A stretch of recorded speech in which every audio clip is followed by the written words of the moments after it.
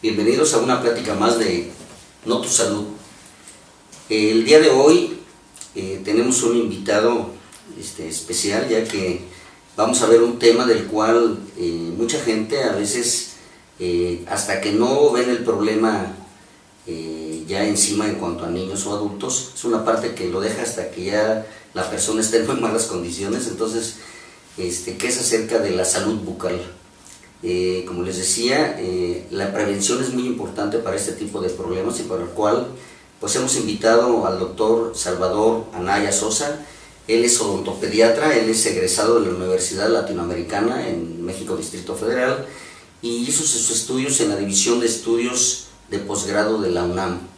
Él tiene ya muchos años en la ciudad. Él es catedrático en la UQI, en la Universidad Quetzalcóatl, y pues nos acompaña el día de hoy. Bienvenido, doctor Salvador, un muchas gran gracias. amigo. Gracias, vale. Así que muchas gracias por aceptar la invitación. Muchas gracias. Y pues el tema de hoy es salud bucal.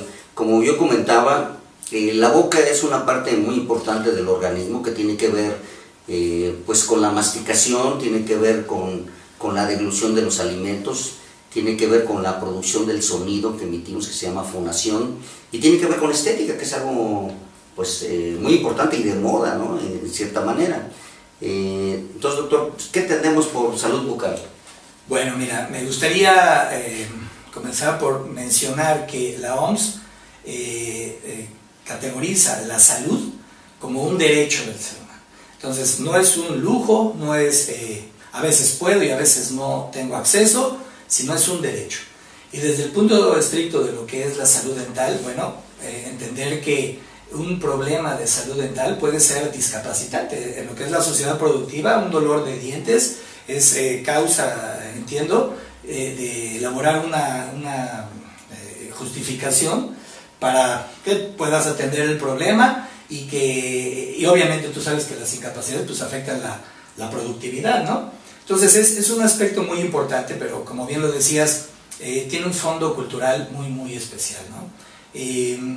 La salud desde el punto de vista dental, que es un derecho de todo ser humano, independientemente de la edad, no es una situación desde el punto de vista dental que haya podido haber sido promovido en una forma adecuada como para que la población lo pueda ver como un derecho y como tal lo busque, ¿sí?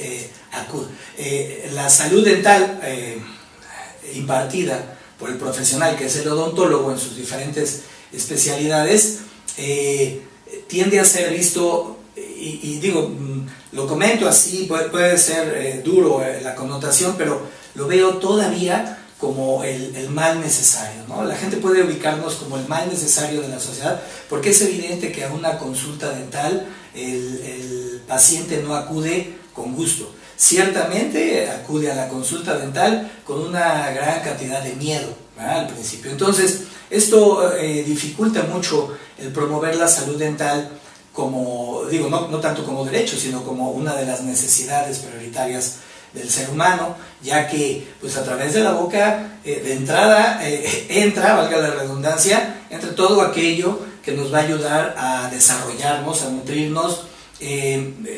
Nos ayuda en la fonación, es decir, la comunicación es muy importante, y déjame decirte, en pacientes adultos, más adultos que niños, cuando su aspecto o su condición de salud desde el punto de vista de caries demerita mucho su salud bucal, la comunicación también se dificulta por el mal olor, por ejemplo, ¿sí? O por el aspecto, ¿no? La autoestima. Son personas que generalmente hablan tapándose la boca o se ríen tapándose la boca, ¿no? Entonces digo, esto como pauta de muchos aspectos, ¿no? Obviamente la contraparte, la salud dental, favorece la autoestima, favorece la comunicación, y no se diga el bienestar de la persona, ¿no? Así es que la salud bucodental es un aspecto de salud muy importante que, insisto, desgraciadamente no se ha promovido en una forma adecuada ni por las instancias gubernamentales o de salud, ni por mis colegas, y salvo muy honrosas excepciones donde la consulta la enfocan desde explicarle al paciente cómo fue ese problema dental. Quiero hacer un paréntesis aquí porque, bueno, mi condición como odontopediatra pues me enfoca definitivamente a hablar de todos los preámbulos, ¿no? De los que tenga que tocarse en una consulta dental, porque sí tengo que decirle a las mamás que pues el problema pudo haber sido prevenido.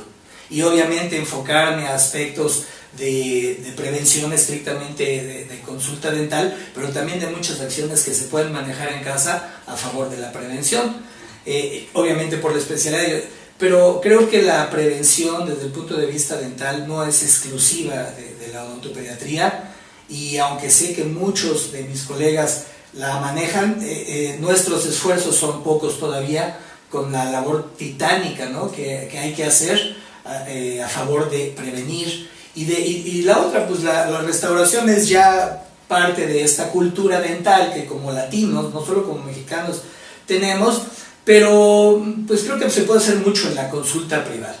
Digo, yo no, en lo personal no soy una persona reaccionaria o revolucionaria en ese sentido, y no pretendo con mis acciones en consulta pues generar un cambio, pero bueno, pretendo ser la gotita que extienda sus ondas y que pueda tener efecto de entrada en mis pacientes, ¿no? Quienes buscan mi servicio, a favor de su salud, porque hay mucho que hacer al respecto. Sí, eso es algo muy importante, tú lo dices, ¿no?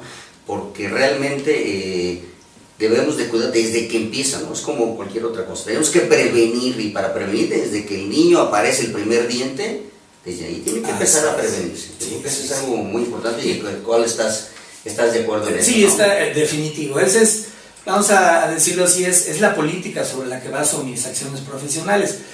Obviamente, para llegar a eso, fui un dentista muy habituado, vamos a decirlo así, en base al sistema de educación que tuve, y que no es malo, de hecho es el que se sigue manejando en muchas universidades, ¿no? Donde el enfoque de atención es netamente restaurativo, ¿no? En la escuela se aprenden muchas cosas y se hacen también muchos hábitos. En lo que hayan insistido mucho en la universidad es lo que normalmente el recién egresado tiende a hacer en su consulta.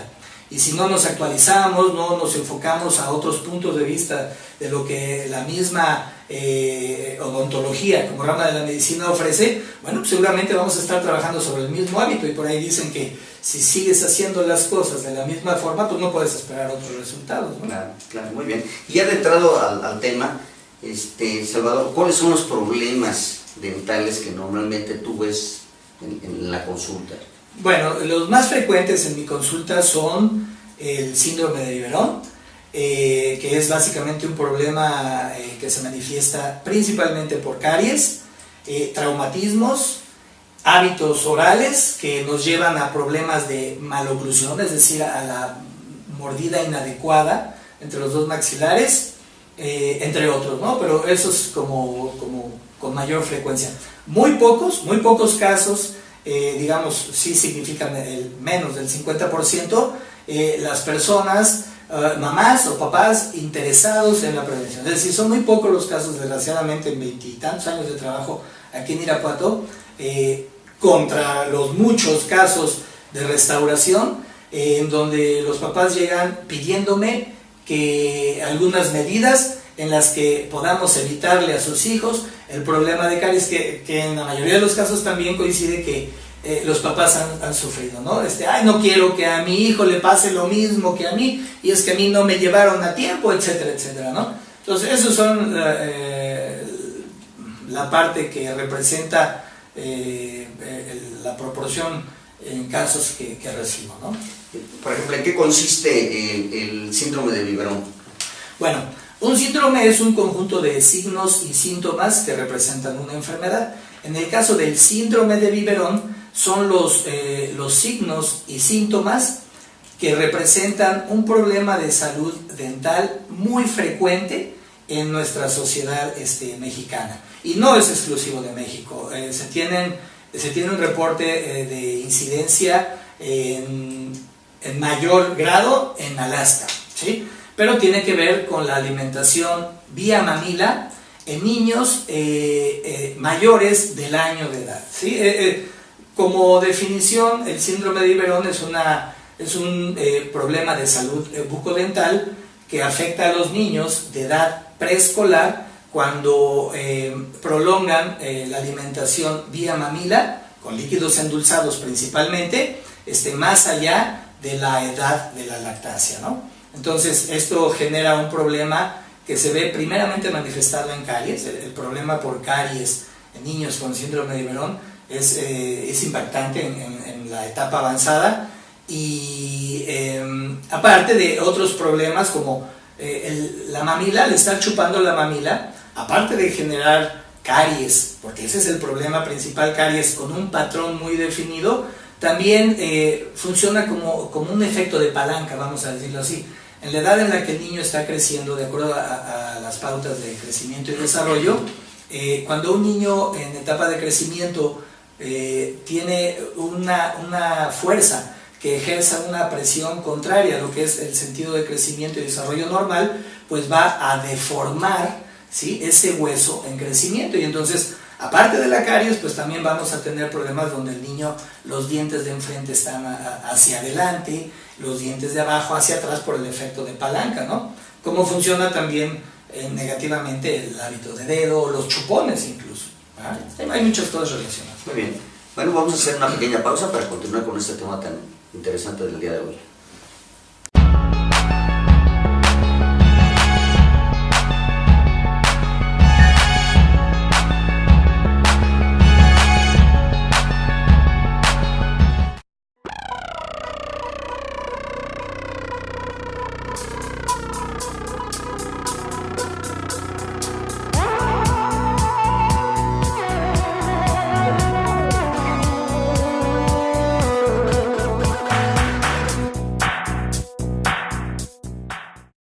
Continuamos con el tema del día de hoy de salud bucal, y tenemos, como les había comentado, de invitado al doctor Salvador Anaya Sosa, es odontopediatra.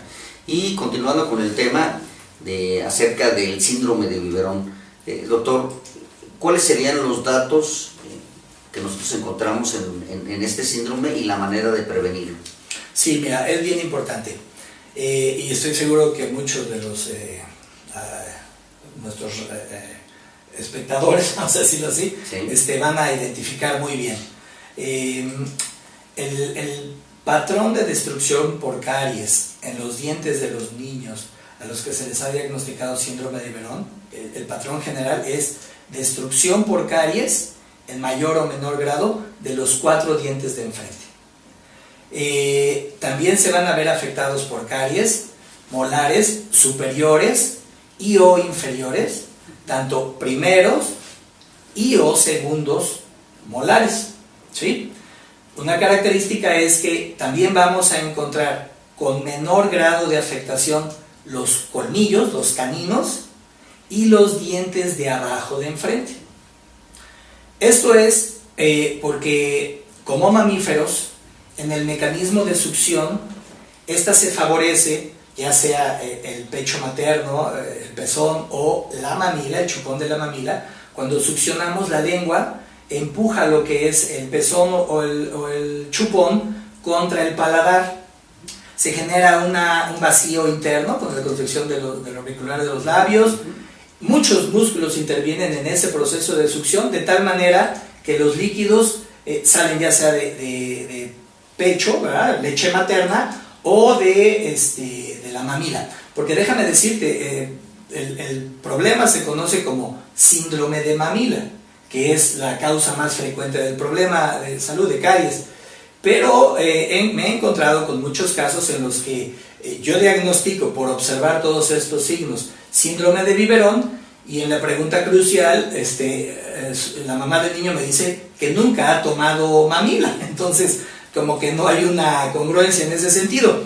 Pero en el interrogatorio checamos que el niño sigue tomando pecho, es decir, mamá le proporciona el pecho todavía a los 2, 3, bueno, el caso más grave fue en ISSSTE, a un niño de 5 años le seguían dando pecho materno. Entonces fue en mi experiencia, la edad mayor en la que un niño todavía seguía amamantándose, ¿no?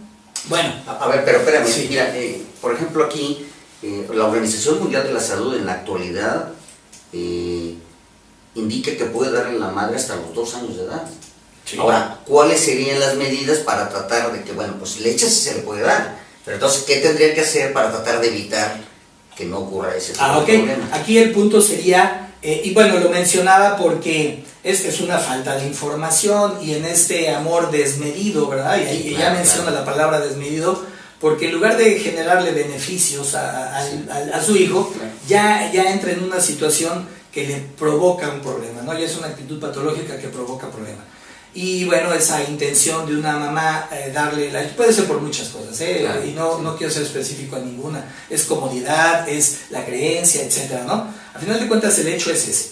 Cuando estamos succionando, y ahorita me enfoco a cómo podemos evitarlo, al momento de que están succionando los niños pecho o biberón, los líquidos que generalmente son dulces, tomando en cuenta que la leche materna es de las leches más dulces, la que mayor cantidad de carbohidratos contiene, estos líquidos dulces, antes de tragarlos, antes de que el niño los pueda tragar con el movimiento de la lengua hacia atrás, alcanzan a bañar las caras. Voy a usar términos, ¿verdad?, que no coloquiales, hablo de las caras de atrás de los dientes de enfrente. ¿Cuántas veces se alimenta un bebé al día? Son muchas veces, cada 2 horas, ¿no?, de la demanda libre, etc.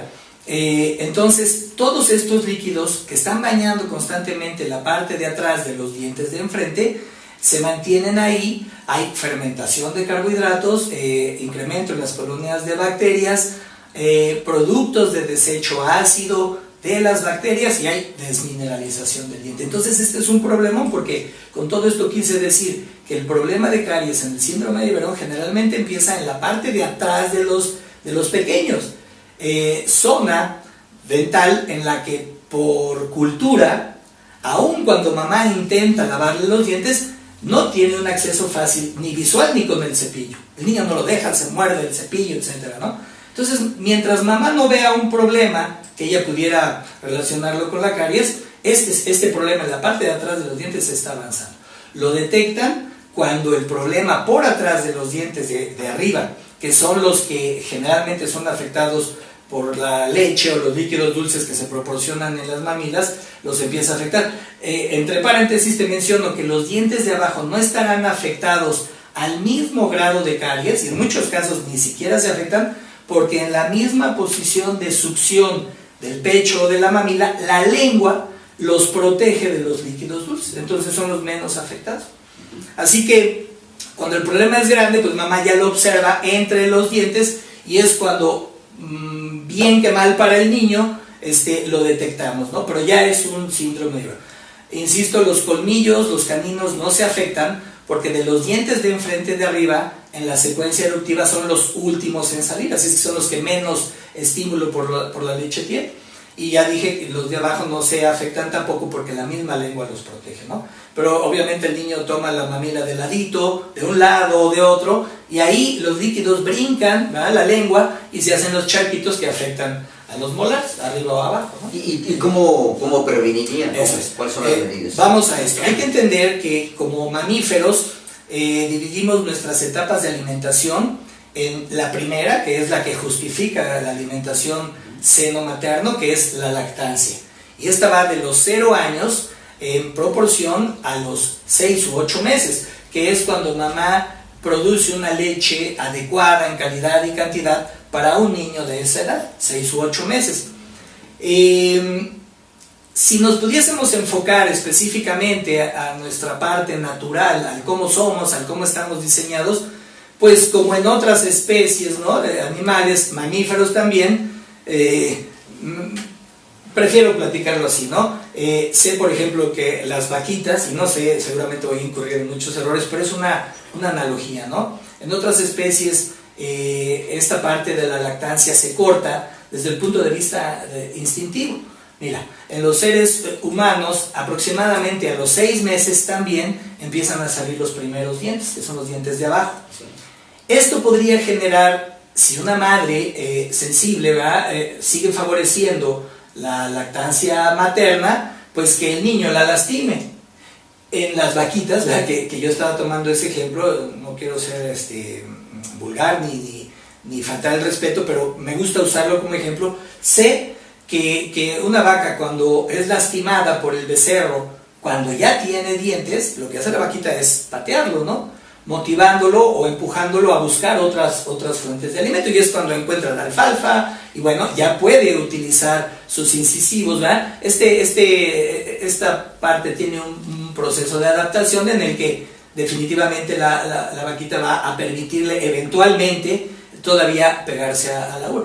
En el caso de los seres humanos, ya por aspectos socioculturales principalmente, y hago énfasis en falta de información, ese amor, esa idea de que es bueno para mi hijo proporcionarle el pecho más allá de esta edad, puede generarle un hábito al niño y un hábito a la madre, en el que va a ser muy difícil de romper, no solo el vínculo materno que esto implica, sino el hábito en sí. Entonces, llegamos a ver casos en los que niños de edades ya muy grandes, más de los 6 meses, siguen pidiendo el pecho. Y en el caso de la mamila, muy específicamente, se presenta como lo que parecería ser el sustituto de la lactancia materna, cuando solamente es una opción, es una forma de compensar cuando por alguna razón, ya sea fisiológica o de creencias, decidí no darle leche a mi hijo, pecho a mi hijo,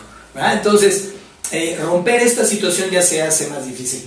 Entonces, en base a la pregunta, habría que entendernos cómo somos y cómo estamos diseñados, y en este caso es un mensaje con mucho amor para todas las mamás, ¿verdad?, que nos están viendo. Entender que el diseño de la mujer en el sentido de la lactancia tiene un principio y un final, y es precisamente ese, ¿no?, la etapa de la lactancia. Cuando, y bueno, ahí tú me apoyas porque yo así lo manejo en mi consulta, si le da una mamá pecho a su niño y tuvo esa dicha, hasta lo voy a mencionar así, la dicha de darle pecho a su hijo, bueno, pues le está dando satisfacción a muchas necesidades del bebé en ese momento. No verlo como me ha tocado escucharlo en algunos casos en mi consulta, donde algunas mamás me han mencionado que, oiga doctor, ¿y es cierto que si le doy pecho a mi hijo me puede dar cáncer? No, sé que es todo lo contrario. O es que sabe que doctor, si doy pecho se va a deformar mi busto y a mí no me gusta o a mi esposo no le gusta, entonces por eso recurrí a la mamila. Bueno, la mamila a final de cuentas funciona como una opción, una compensación, pero nunca de los jamases, perdón por la expresión, pero nunca va a ser realmente un sustituto de la alimentación. Habría que compensarlo de otra forma. Así es que, insisto, la respuesta es entender cómo funcionamos, hasta cuándo podría ser prudente. Yo en mi consulta les digo que consulten con su pediatra, con su ginecólogo incluso, y definan cuál podría ser el mejor momento de retirar pecho y mamila. En mi opinión, la mamila máximo al año de edad, y con ciertos cuidados, como podría ser ya empezar a lavar esos dientitos, esas primeras piezas, liberarlas de los residuos de leche que ya quedan después de una mamila o una alimentación con pecho. Pero ¿cómo lo haría? ¿Qué sugerirías o en tu consulta qué les comentas a las mamás? ¿De qué manera pueden quitar esos residuos que tú comentas de bueno, la leche? Sí, tienes razón, porque digo, es muy difícil pensar que a un bebé de 6 meses, de 8 meses, le vas a meter un cepillo. Que aunque hay compañías dental que se dedican a la venta de artículos dentales como los cepillos, ya diseñaron y fabrican cepillos para niños de esa edad. Bueno, una recomendación incluso por práctica es la de enredar gasa, ¿verdad? Limpia en los dedos, porque el dedo nos va a permitir manipular movimientos de limpieza tanto en los poquitos dientes que tenga en ese momento, como en las encías e incluso en la lengua, estimulando incluso la propiocepción. Esto quiere decir estimulando el proceso de salida de erupción de los dientes, haciéndolo incluso menos molesto. También, vamos a decirlo así, acondicionando al bebé a sentir ese estímulo después de los alimentos. Aquí sí, Iván Petrovich Pavlov nos ayudó mucho, ¿no?, en lo que es el condicionamiento, porque haciéndolo con frecuencia el niño se va a acostumbrar a lo que es ese estímulo y lo va a permitir cuando se trate de meter ya un cepillo. Entonces, insisto, puede ser la gasa seca o humedecida con agua limpia y bueno, pues es muy fácil. No hablemos de técnicas, no digamos que los dientes de arriba para abajo, no. Simple y sencillamente con sentido común, ¿cómo limpiaríamos algo que está sucio? Por todos lados y dándole un pequeño masaje a lo que son encías y lengua. Y tan, se acabó. Esto no nos lleva como papás más de 2 minutos en un bebé. Ok, muy bien. Bueno, pues hacemos otro pequeño receso y continuamos con el tema del día de hoy.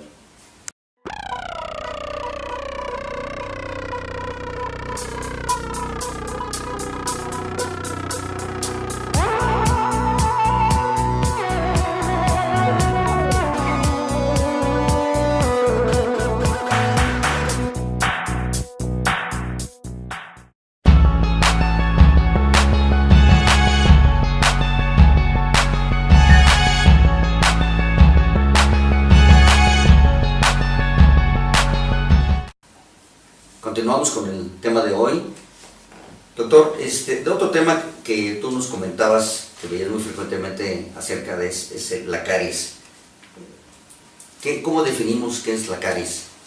Bueno, la caries es un problema de salud bucodental que tiene características químicas, físicas y biológicas y es irreversible, ¿sí? Es decir, es un proceso destructivo con tendencias a terminar con la estructura que es el diente, porque es una enfermedad exclusiva de los dientes y que no se detiene solo y no tiene una reparación autónoma, no se regenera, es destructivo progresivo, ¿no? Entonces ahí la importancia de atenderlo a tiempo, cuando ya está presente. Pero me gustaría insistir en el aspecto preventivo. La caries es un problema de salud que se puede prevenir. Es muy viable y muy sencilla la prevención. Ahora, perdón, yo te hablaba del síndrome de Iberón. El problema del síndrome de Iberón está representado principalmente por caries, nada más que con un patrón de avance específico porque lo genera la mamila o el pecho, ¿no? Y en el caso de caries en general, bueno, la caries no solamente es producida por la mamila o por el pecho. El alto consumo de carbohidratos, ingestas, dietas elevadas en carbohidratos y una falta de limpieza adecuada podrían generarnos el problema, ¿no? De hecho, la caries es un problema multifactorial. Por eso es que entiendo que esa es la razón por la que no hay una vacuna contra la caries. Hay vacunas para muchos problemas de salud, pero no para la caries, porque la caries depende de que mínimo 4 factores principales estén presentes en un momento específico. Son el diente, no habría caries en otra parte del cuerpo, microorganismos, sustrato o alimentos como los carbohidratos y tiempo, ¿sí? Entonces, si ya existen y si reunimos acciones que puedan eliminarnos en la boca de nuestros hijos, de los niños y de los adultos obviamente también, alguna medida que elimine cualquiera de estos 4 principales factores, no se produce la caries. Obviamente, ¿no? Y digo, si no tenemos dientes, que sería huésped, si eliminamos dientes, pues no va a haber caries, pero no es el punto, obviamente. Pero ¿qué tal eliminar microorganismos? Eliminar sustrato, o evitar que el sustrato, los carbohidratos, por ejemplo, se mantengan mucho tiempo en el huésped, que es el diente. Si con el cepillado eliminamos los residuos de alimento, estamos eliminando sustrato y estamos favoreciendo la no producción de caries, la no formación de caries. Entonces, eso es para ampliar un poquito la información acerca de cómo funciona, ¿no? Cómo destruye, cómo avanza la caries y conociendo cómo avanza y cómo se forma, podemos ayudar a evitarla, ¿no? Obviamente, insisto, el cepillado sería uno de los factores, una de las medidas de prevención que aunada a otras como sería control de carbohidratos, esto es desde el punto de vista de lo que se puede manejar en casa, ¿no? El cepillado dental, control de la dieta de carbohidratos, el uso de enjuagues fluorados, por ejemplo, el uso del hilo dental, disminuir los alimentos entre comidas, cosas de ese tipo que a nivel de casa se pueden manejar muy fácilmente, apoyados con las acciones en consultorio como la aplicación tópica de flúor, limpiezas y profilaxis semestrales o trimestrales, sellador de fosetas y fisuras. Todo esto que estoy mencionando, doctor, y más, son mecanismos de prevención de caries. Hay que entender que ningún mecanismo de prevención de caries por sí solo es 100% efectivo. La limpieza, el cepillado dental va a ser muy útil, pero si no reunimos aspectos de control de dulces, por ejemplo, ¿sí? Pues la caries se podría presentar tal vez en menor grado que en un paciente que de plano tampoco se cepilla, pero ahí va a estar el problema, ¿no? Y ya quedamos que la caries es un proceso que tiende a destruir con el tiempo a la estructura dentaria, ¿no? Entonces, yo me gustaría hacer énfasis en ese aspecto. Es muy importante cepillarse los dientes y lograr que nuestros hijos acepten que se los cepillemos y que después nazca el hábito o el gusto, primero el gusto y después el hábito por cepillarlos, es importante. Pero aunado a esa acción, en casa habrá que controlar la cantidad de dulces que les permitimos comer. Habrá que utilizar el hilo dental, que no he visto, no he podido palpar que eso sea una práctica continua en lo que es la experiencia de cepillado dental de muchos niños y adultos, ¿no? Entonces hay muchas cosas que se pueden hacer a favor de prevenir caries como tal. Eso es muy importante, la verdad, eso que comentas tú, porque lo que yo te decía, que en un momento dado, desde pequeños tienen que cuidarse, los niños tienen que cuidar sus dientes, porque mucha gente tiene la idea de que, por ejemplo, no, bueno, tiene caries, son los dientes de leche, déjalo, no va a haber problema. Así es. ¿Qué nos dices de eso? No, mira, bueno, soy odontopediatra y la justificación a que exista una especialidad dentro de la odontología enfocada a niños es porque es importante, ¿no? Es real. La idea general es que los dientes de leche, bueno, he escuchado incluso esta expresión, ¿no? Ay, doctor, pues, bueno, entonces, eso es lo que haríamos, ¿verdad? Yo creo que mejor me espero. Ya cuando le salgan los suyos, y me quedo con eso, bueno, y estos los pidió prestados, bueno, es una expresión que denota el cómo se subestima lo que es la dentición infantil, ¿no? Siendo que la dentición infantil es la pauta, la base de cómo va a estar la dentición adulta, la dentición permanente. Entonces, obviamente que pues de ahí se derivan muchos aspectos que desde el punto de vista de crecimiento y desarrollo se deben considerar, tomar en cuenta y se pueden detectar en consultas a tiempo para precisamente tomar medidas que eviten problemas como la caries o mordidas chuecas, se llaman maloclusiones, o incluso hábitos también, como chuparse el dedo y situaciones que a la postre van a dejar una salud dental muy demeritada, ¿no? muy precaria. ¿Y qué nos puedes comentar eso del famoso niño que se succiona o se chupa el dedo? Pues es un fenómeno, nosotros lo estudiamos como un hábito, ¿verdad? Un hábito es la práctica fija, producto de la constante repetición de un acto. Y hay varias teorías, algunas de ellas se enfocan a aspectos básicamente emocionales, a los que yo les doy mucha valía, ¿no? Hablemos, por ejemplo, de que por cualquier razón, si un niño no es satisfecho en sus necesidades fisiológicas de hambre a través de la succión, ya que somos mamíferos, podría como consecuencia también no estar dándole satisfacción ni al hambre ni a la succión y tampoco al aspecto emocional, lo que implica abrazar a un bebé y ofrecerle el pecho, que es lo que pueden hacer las mamás, donde el bebé, aparte de que está dándole satisfacción en forma adecuada a su hambre, porque no va a haber entrada de aire por las comisuras, porque el pezón de mamá se va a poder elongar todo aquello que sea necesario en base a la presión que está ejerciendo el niño de succión, casi hasta lo que es el paladar blando, vamos a decirlo así, casi hasta la úvula, ¿verdad? Cosa que la mamila no puede hacer por mejor marca que sea. Aparte, mamá tiene al bebé cerca de su pecho, el bebé está siendo también estimulado en la percepción del calor de mamá, en la respiración de mamá, en la mirada de mamá, ¿no? De veras es bien interesante entender cómo la mirada de mamá, que es una mirada de ternura es un estímulo al psique del niño en ese momento, ¿no? Obviamente hay estudios que definen que niños amamantados, en comparación a los que no han sido, tienen un desarrollo emocional más, vamos a decirlo así, satisfactorio desde lo que es el punto de vista de la psicología, ¿no? Y tampoco estoy diciendo con esto que los niños que hayan sido alimentados vía mamila no puedan desarrollar también aspectos emocionales o un desarrollo emocional normal, pero bueno, es interesante ver cómo influye este momento que algunas mamás ya no lo valoran así, ¿no?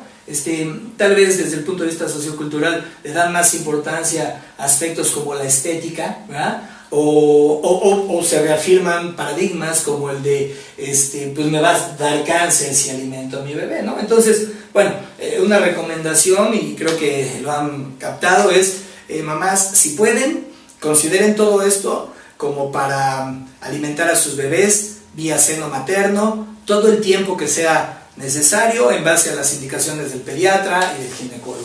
Claro. ¿Qué opinas del chupón?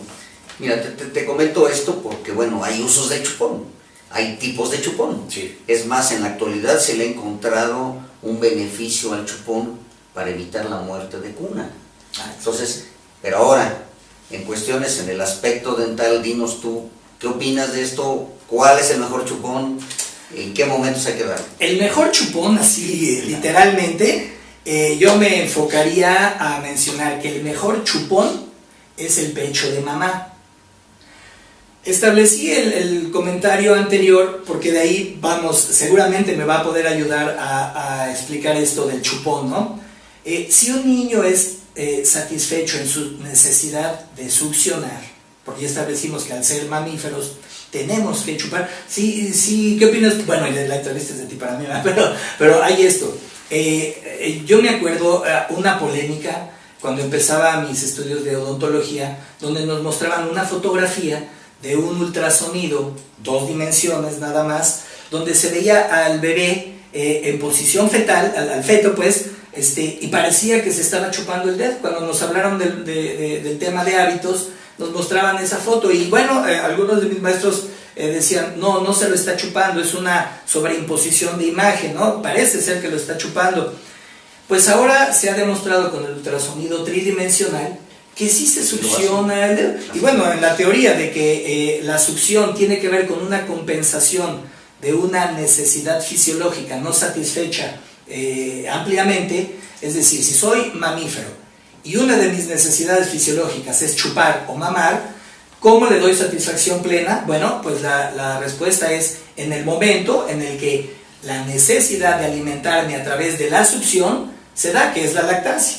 Entonces, a partir de que nace el bebé, mamá lo pega a su pecho, el niño no solamente resuelve la necesidad del hambre, sin causar distensión del abdomen del bebé, donde cesa la sensación de hambre, que es lo que sí sucede con la mamila. Aparte, en la medida que mamá está dispuesta, el bebé pasa de un lado a otro, de un seno a otro, cansadísimo, y satisface la necesidad de succionar. Ya no hay necesidad de succionar, y aparte también le di satisfacción al hambre, y aparte, en la mejor forma, y aparte estuve cerca de mamá. También le di satisfacción al aspecto emocional. Si esto no sucede en la forma más natural, hay necesidades insatisfechas, que son compensadas en el caso de muchos bebés, primero con el dedo. El dedo, en un reflejo de roce, el niño lo puede prensar, y si está insatisfecho, y esto es una teoría, ¿verdad?, que tiene mucho que ver con la realidad desde mi punto de vista, prensa el dedo, encuentra que puede succionarlo, ¿sí?, y satisface. Pero esto lo hace varias veces y puede crear un hábito. Por razones culturales, el chupón se está manejando también en forma inducida, es decir, pareciera ser que el uso de los chupones no se usa para compensar, conscientemente, no se usa para compensar la falta de succión que necesitó mi bebé, sino que es parte del protocolo. Tengo un bebé, ya me regalaron chupones o los compré, y se lo voy a dar, ¿no? Después de que le di pecho. Es una cosa interesante esto como problema social, sociocultural, porque favorece el problema, favorece la caries, favorece los malos hábitos, El chupón, entonces digo, creo que queda claro que yo no recomendaría el chupón, si no es como un mecanismo para evitar que el niño se siga chupando el dedo. ¿Sí me explico? Y claro, hay chupones ortodóncicos, ortopédicos, que podrían ser muy útiles en la redirección del hábito de succión digital. Obviamente los chupones de bolita con miel, todos estos chupones que son muy fáciles de conseguir, que podrían estar cumpliendo con el paradigma de darle chupón a mi bebé, pues realmente no son nada útiles, y por la forma y el diseño, si esto se convierte en un hábito, que llega a convertirse en un hábito, nos van a generar deformación de lo que son el maxilar superior del niño. Fíjate que eso es muy importante. Nosotros nos damos cuenta que muchas veces es un mal uso del chupón. Y esto porque el bebé empieza a llorar, y antes de que vean por qué llora el bebé, si está sucio el pañal, si tiene hambre o tiene sueño, o quiere simplemente que lo arrulle su mamá, entonces le ponen el chupón. Así es. Cuando en realidad pues mejor vean cuál es si está de veras sucio el pañal, etcétera, etcétera, ¿verdad? Y entonces no le dan un buen uso al chupón. Ya se decía que actualmente ya hasta para la muerte súbita puede ayudar, sí, pero después del mes de edad. Eso es bien importante. Entonces ya nos corregiste tú en cuanto a el uso o buen uso del chupón, la forma del chupón, que también es muy interesante. Muy bien, doctor. Pues, ¿cuáles serían las conclusiones? ¿Qué recomendaciones darías tú en forma resumida a las personas que nos están viendo acerca de la salud bucal? Sí. Bien, mira, primero, acabar por conveniencia con esa idea que tenemos de que el mejor momento para ir con el dentista es cuando ya hay caries. No es una situación que es común, es lo más frecuente, es como la mayoría de mis pacientes llegan a la clínica. Ya tiene caries mi hijo, ya tengo caries yo, ya es momento de ir al dentista. Esto es cultural también. No es una situación que lo justifique, pero tampoco es algo que se le va a juzgar, ¿no?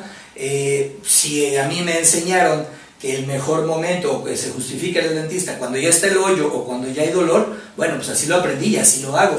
Entonces, lo primero es entender que el problema de caries se puede prevenir y que entonces el mejor momento de ir al dentista es cuando no hay caries. Cualquier dentista, aún sin la especialidad de la odontopediatría, está claro en su misión de trascender en esta información importantísima y cambiar ese paradigma, ¿no? Vamos al dentista cuando no hay caries. Créeme que los beneficios en todos aspectos mejoran muchísimo, todo es mejor. Es solamente la consulta, porque te dieron información de que hay que cepillarte así, asado, te van a dar técnicas, te van a recomendar cepillos, la mejor pasta, la mejor forma de hacerlo. Tal vez lo más que estás necesitando en ese momento es una limpieza. No hay caries, bueno, a lo mejor hay placa bacteriana que hay que quitar, que es el sustrato, ¿verdad? Y no se va a formar caries. Vamos a cambiar un poquito también de que el dentista es el mal necesario. No, el dentista es muy necesario. Y si yo puedo cambiar esa idea, seguramente va a ser más fácil que si el dentista le dice, bien señora, hoy le quitamos placa bacteriana y le pusimos flúor a Juanito, la espero en 6 meses. Pensando de otra forma, es más fácil aceptar esa propuesta por parte del dentista, porque a los 6 meses seguramente me puede hacer otra valoración. El flúor que me puso hace 6 meses habrá que reforzar su utilidad, y entonces me mantengo en esa tendencia que obviamente no se parece a la tendencia que todavía prevalece en la mayoría de los pacientes de consulta dental, que es ir cuando el problema ya está. El dentista te va a ayudar de una forma muy fácil, muy económica para los papás, para ti si eres el paciente, de una forma atraumática, porque también no va a haber necesidad de confirmar la necesidad de estar, valga la redundancia, de estar en el sillón, seguramente con el piquetito, con el taladrito, que ya hay otras opciones, bendito sea Dios, que nos van a ayudar a mejorar mucho este mito, este paradigma, ¿no? Es eso, cambiar nuestra forma de pensar. ¿Cuál es el mejor momento para ir al dentista? Cuando no hay caries. A diferencia del paradigma establecido que era, voy al dentista cuando me duele el diente, ¿no? No, pues eso es muy, muy importante. Ojalá que toda la gente pues sepa cuidar sus dientes, porque ese es, a fin de cuentas, para mantenerlos para toda la vida, debe de ser para toda la vida, ¿no? Así es. No esperar a que le vayan a tener que poner otra pieza dental, etcétera, etcétera, ¿no? Entonces algo muy interesante. Si me permites agregar esto al respecto, sí. Es muy común que los adultos den por hecho que cuando son grandes van a necesitar placas o dientes postizos, y aunque es muy frecuente, no es lo normal. Los dientes están diseñados de tal forma que pueden durarnos 2 o más vidas, dicho de una forma, ¿no? Son muy resistentes siempre y cuando se les dé el mantenimiento adecuado, ¿no? Sí, eso es muy importante. Muy bien, doctor, pues muchas gracias. Gracias a ti, muy interesante la plática. Muchas Y gracias. dinos, por favor, dónde tienes tu consultorio. Pues, va a haber alguna gente Claro que sí, interese. como no, estamos a la orden, contigo. en Calzada de las Villas, número 471, en Fraccionamiento Quinta Las Villas. Ahí estamos a la orden. ¿Qué teléfono tienes ahí? Estamos a sus órdenes aquí en Irapuato, en el 62-401-88. Muchísimas gracias, de veras, muy Al interesante. contrario, gracias a ti Tu plática, por la ojalá confianza. que toda la gente Gracias a todos. le sirva, ¿no? Y bueno, pues los invitamos a que participen y vean nuestra página www.notus.com.mx o en nuestra dirección en Revolución 186. Los esperamos en nuestro siguiente programa. Muchas gracias, soy el doctor Valeriano Fuentes. Hasta luego. Muchas gracias.